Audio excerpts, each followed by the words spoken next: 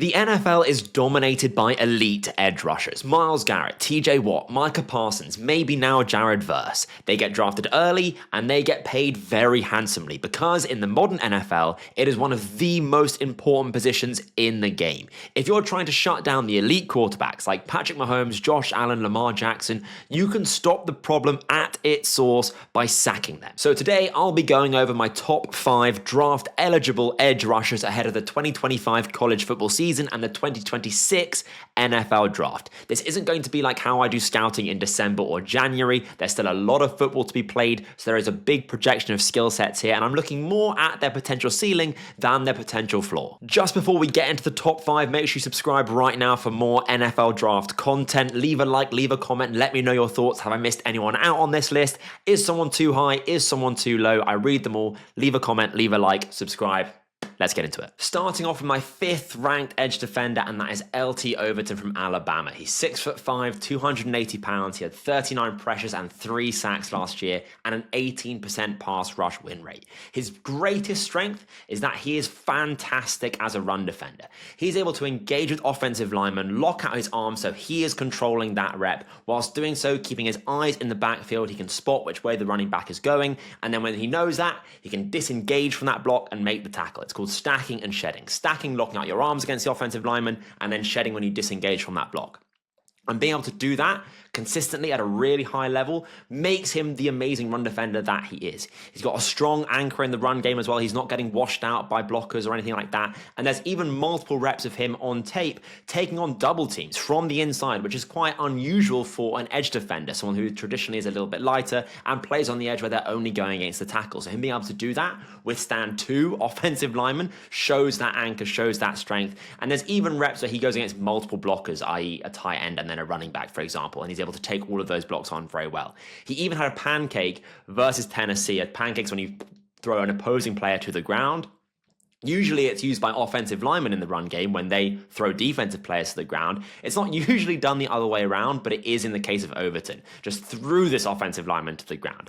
He's positionally versatile. As I said, he can move inside, can play outside as well. That flexibility allows for defensive coordinators to move them around and get different personnel on the field, which is a valuable skill set.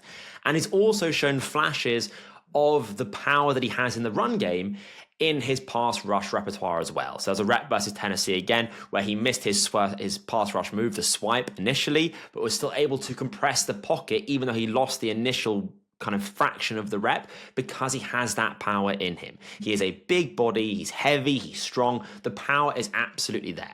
However, the weaknesses, and my biggest gripe with Overton, is that despite him being brilliant as a run defender, which is definitely very valuable in the NFL and in college, he is not a refined or really as effective pass rusher as I think he could be. It was almost quite frustrating watching how good he was versus the run and that power, and then not really seeing that in his pass rush repertoire. He's not using the power anywhere near as much as I think he should be. If you're looking for a power pass rusher, Jared Verse is the immediate go-to. No player in the NFL, despite Verse only being a young player, no player in the NFL uses power as much as Jared Verse. And it is literally just that. It is, can you run through a guy? Overton 100% has that power behind him. He just isn't using it, really. And it's quite frustrating because power is the move that NFL defenders, edge or otherwise, use most as their pass rush go-to move, because it is kind of the most effective. It is, I am bigger, I am more powerful than you, and I can just run right through. You don't need to time a move or kind of put together certain moves like a spin off a different move. You can just go for it. And to not see that power, despite knowing that it's there, was really, really frustrating for me. And apart from that swipe move, which I saw him miss on a couple times, there wasn't really any other pass rush move that I saw there. And I didn't really see a bull rush either, which is kind of crazy, I think. He's kind of almost trying to play like he's Von Miller, when I want him to play like he's Jared Verse. Run right through him. Stunts as well, he's kind of just...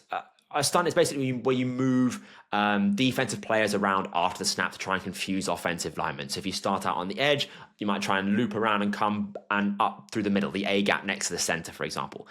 On stunts, he's just running into people. He's not using that length. He's not using that power. He's just ineffective. He kind of just runs into them and hopes they move. You need to, even when you are as big and as powerful as Overton, still got to use your arms to engage with these offensive linemen. And he can get pushed laterally in the run game. I know he can withstand double teams coming front on, but if they can push him sideways, they can get quite big movement on him. I saw that as well. And I don't think he's quick. I don't think that's necessarily part of his game, but I don't think he's quick, and he's trying to play quick, right? He's not going to be able to chase down a running back on the backside, running away from his position, for example, which a lot of edge rushers in the NFL can do. That's not Overton's game. But again, he's playing like it is. And I think he lacks bend as well around the edge. He's not really able to flatten the path to the quarterback. That's why bend is important, because, yeah, you can get around the offensive tackle, but if they can still push you upfield and you can't bend underneath them, then that doesn't really help you. So, again, really what it boils down to for me, for Overton, is a frustrating lack of power in his pass rush bag when there is so much power in his run defense bag. And that's the thing, is that pass defense and run defense are two very different skill sets, right? One is withstanding someone else, and one is trying to get through or past someone else. So just because it is there in the run game doesn't necessarily mean it's going to be there in the pass game. And for Overton, that is definitely the case. And there's a lot to work with, but I don't think he's showing that much at the moment. I was really expecting more from a big name from Alabama. I think at the moment, if he really hit and this is just at the moment, obviously a whole season to be played, but right now, if he hit the top of where I see his ceiling being, I think you're getting a Rashan Gary, which, look, a good player, great against the run, a good defensive lineman, absolutely. Is that, though, a first half of the first round kind of player? I personally wouldn't take Gary there if I'm drafting an edge rusher. I want someone that can be a guy, and I don't think that Overton is a guy right now. So he's my fifth. If I was watching even more, I think he wouldn't even make the top 5, but nevertheless, that's where he is right now.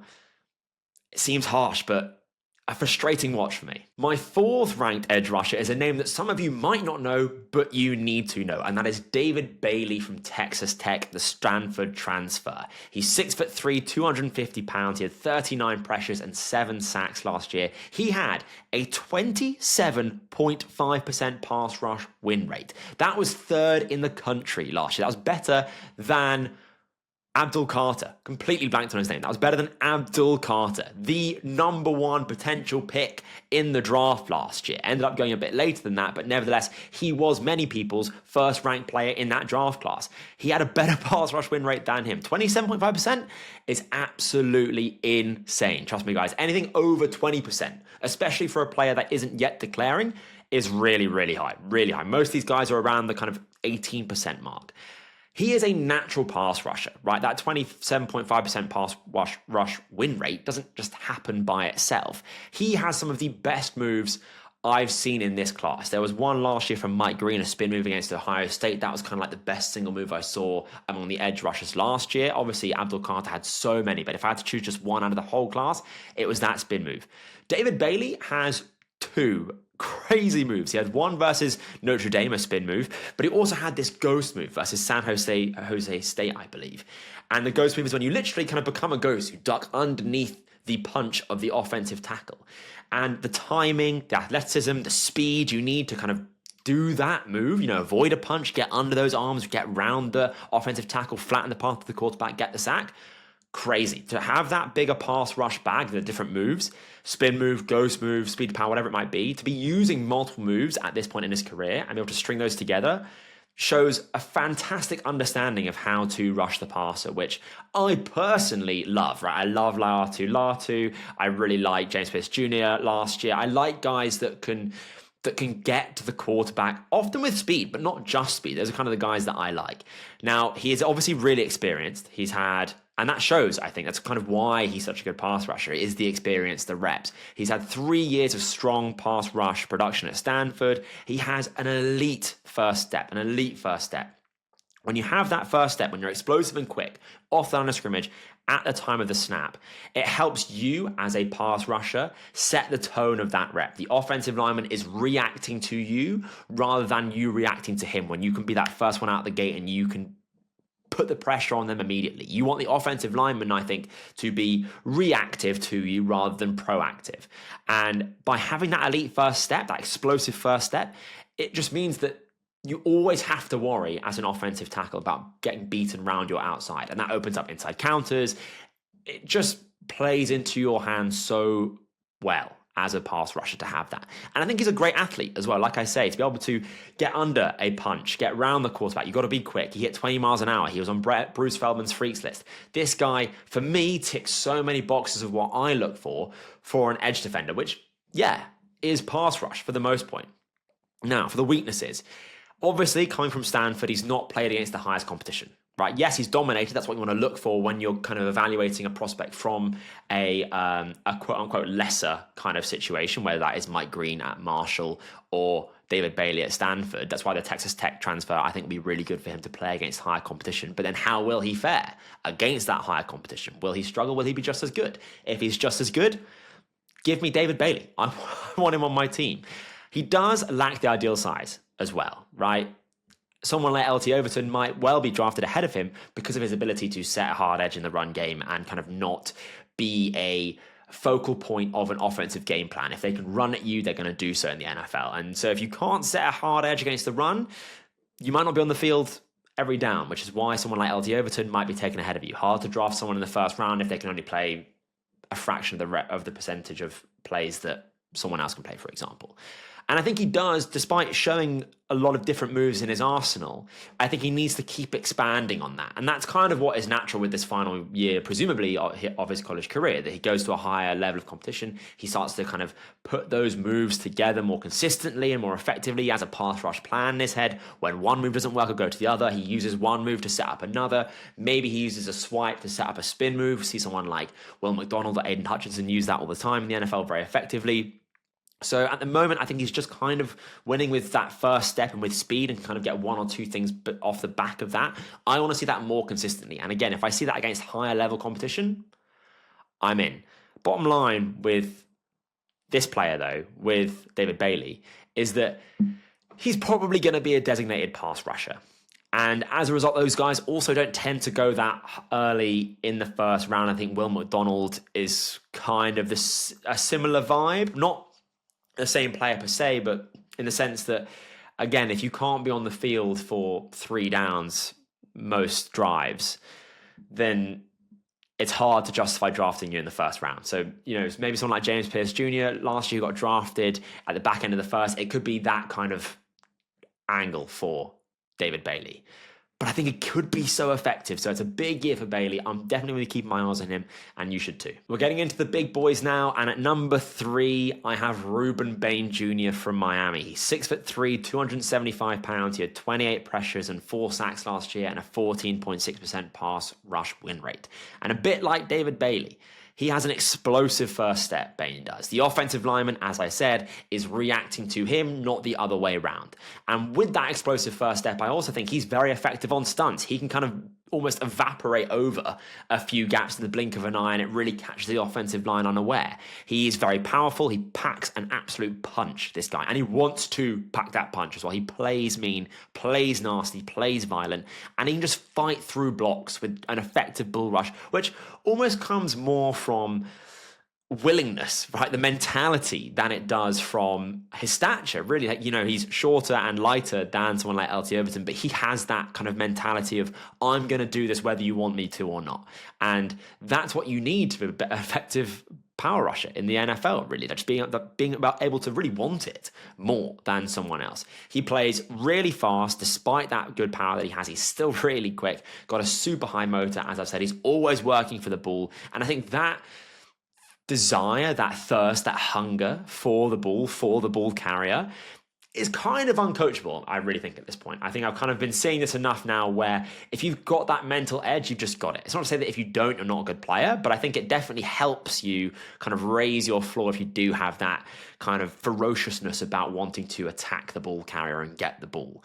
And he has a good bag of pass rush moves. I think he uses them well. He has an inside counter because of that speed. Offensive linemen are scared about him going around the outside, so he can counter on the inside.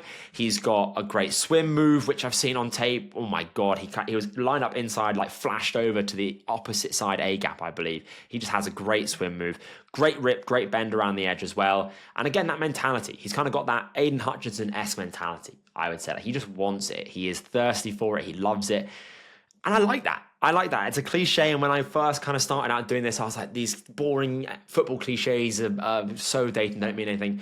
But they do. Some of them do mean something. And I think the mental edge that you need for a physical game like football, American football, for my non-American audience, is important, undeniably.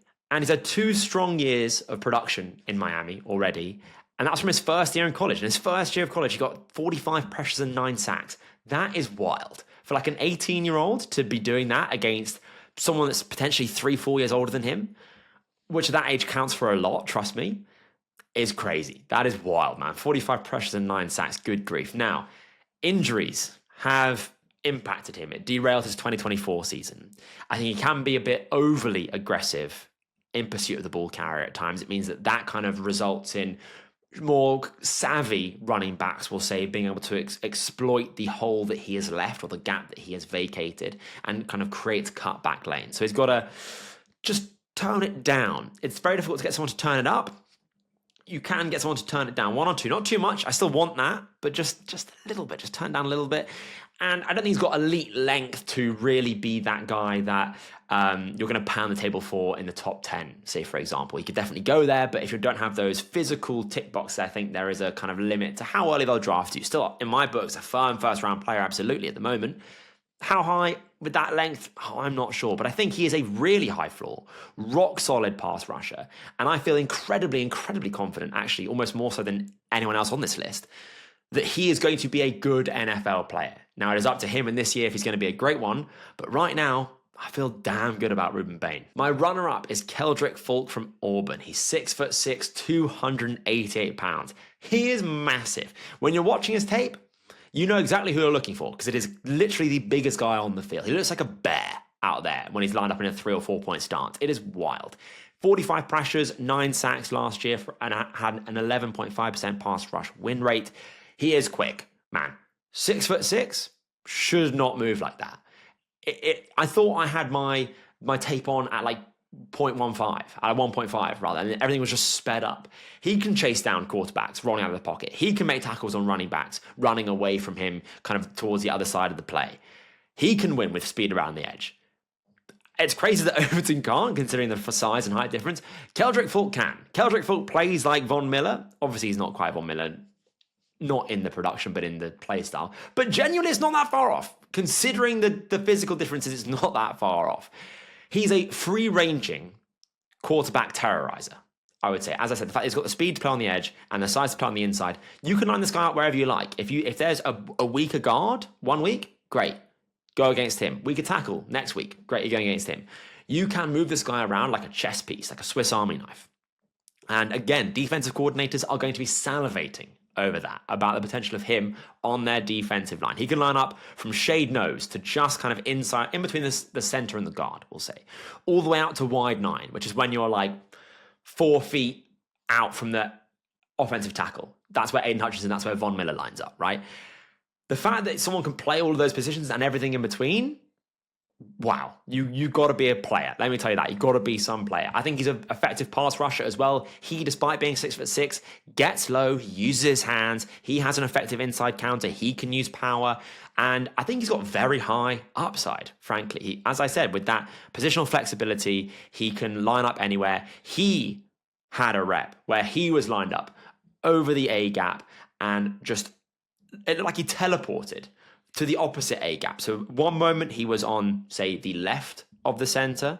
Then the next moment, at the snap, bang, he's gone. He's on the right, swim move over the center, and he was gone. It was, again, to see someone that's 6'6", 288 pounds, pushing 290, to move like that, good grief. I would not want to be the quarterback in that backfield when he's lined up ahead of me. Let me tell you that much for free. And the physical tools, 6'6", natural arm length, good weight, good strength.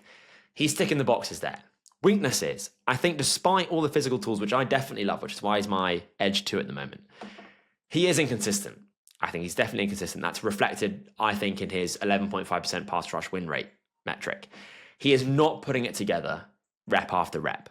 And I expect that to change. I hope it will change, because if it does, then Folt's going to hear his name called very early come April. I think he needs polishing as a pass rusher as well. He's shown flashes of second moves if his first one doesn't work, but he's not consistently using them. I think his hand placement needs to get better. He's a bigger guy. You need to get those hand placement kind of locked in so that you can use that to the best of your abilities. And I think that the bottom line for me with Falk is that there's already so much to like. Like, I think he is, in many ways, the furthest from realizing his potential at the moment. But the fact that he is already my edge 2 shows that even though he's far from realizing that potential, where he is now, man, you could work with that right now. And that is without the whole year, presumably, and hopefully, that he plays of football this upcoming season. So if he takes another step, man, this guy could be an absolute monster. And last but certainly not least, and probably pretty unsurprising to most people who vaguely know this class, my number 1 edge rusher is TJ Parker from Clemson. He's 6'3", 265 pounds. He had 51 pressures and 12 sacks last year for a 15.3% pass rush win rate. And this guy is a natural pass rusher, I would say. You can just see it in the way he moves, how active his hands are. This guy's hands, I said it for Laiatu Latu 2 years ago now. I compared him to Jackie Chan with just how active his hands are. TJ Parker is very similar in that regard. His hands are like a blur. They are always moving. He's trying one-handed swipes. He's trying speed to power. He's trying bull rushes. He's trying long arms, rips. The hands and his pass rush moves are what makes him so great. I think I'm pretty clearly and quite comfortably, I would say, the number 1 potential pass rusher in this class, if not genuinely maybe the number 1 player in this class at the moment. And the results speak for themselves, right? I saw him even kind of change his footwork, which for a player that isn't declaring yet, or at the time of watching, is crazy. It's that Euro step. I think that kind of like TJ Watt leap out of a certain pass rush move. It's Euro step is kind of what it's called. It's like you kind of fake inside and then just jump outside. And to have that allows the swipe move, which he pairs it with, to just work so effectively. He's literally across, jump, swipe, the offensive lineman's hands are gone, he's won the rep, he's round the edge. He, as I said, with the hands, so active. He creates pushback with his punch. He's able to win later in the rep if he doesn't win immediately. He's often trying to, if the offensive lineman gets hands on his pads, he's grabbing that wrist, trying to maintain that control of the arms, to maintain control of the rep. And it just allows him to, as I said, if he doesn't win immediately, he can win later in the rep, which to me is very important as a pass rusher, because sometimes there are going to be a few extra milliseconds that you have as a pass rusher to try and get to the quarterback. And you want to use all of that time if you possibly can. He's got a good baseline of power, and it's important to have that. He's not a David Bailey. He is not someone who is going to struggle with being on the edge and kind of questioning, will they be okay if a run play is run right at them? TJ Parker will be, I think, and it's important to have that, not always relying on finesse, not just for the run game, but also for the pass game. As I said, power is the most used move in the NFL to try and get to the opposing quarterback. You need to have power if you want to be a top tier edge rusher, I think, really. Maybe someone like Von Miller is the only outlier to that, but even someone like Micah Parsons, who is crazy athletic, he is someone that is winning with speed, but can win with power. He can bull rush someone. He can go through someone. Obviously, Myles Garrett, the poster child for incredibly well-rounded. He can go through you. He can go around you. So to be able to have that, to be able to threaten that is important, I think. He's not, though, for weaknesses, he's not got an explosive first step, which is a little bit brutal. It's pernickety, I know. It doesn't sound like it's the end of the world. But again, if you don't have that explosive first step, the offensive lineman feels more comfortable in the rep, we'll say. And you don't want your opponent ever in football to feel comfortable. And when you don't have that kind of explosive first step as a pass rusher, and he's not really winning with speed around the edge either, TJ Parker, for the most part. He's got good bend around the edge, but he's not winning with speed consistently. That's what I kind of want to see. I want to see a bit more explosiveness, a bit more quick kind of around the edge. And he's not really a freakish athlete either. Again, it's not to say that you have to be, it's a precursor to success, but it is definitely helpful in this position specifically to be a good athlete. Definitely. The best ones in the NFL are, right? Myles Garrett, TJ Watt, Micah Parsons. They're crazy athletes. But the bottom line here, if he can have a dominant season in a particularly dominant Clemson defensive line, there's another player who has not qualified because he's an interior player. I don't care how other people see him. He's not going to be on this list. But in a dominant Clemson defensive line, in a dominant Clemson defense, in a dominant Clemson team, I think this guy could be a top 5 pick and could this year cement himself as that. So here are my top 5 edge rushers going into this season. Obviously, it will change as the season goes on, but right now, as of the time of recording, these are my top 5. Let me know, though, your thoughts in the comments. Is someone too high? Is someone too low? Is there someone that I've not even included on this list who I need to go away right now and grind the tape for to be ready for this season? Let me know everything in the comments down below. Make sure you leave a like. Make sure you subscribe for more NFL draft content. Already doing this in July for you guys. So subscribe for all of the coming draft content for the entire year. But I've been your host, Tom Corbs. This has been Corbs NFL. I'll see you on the next video.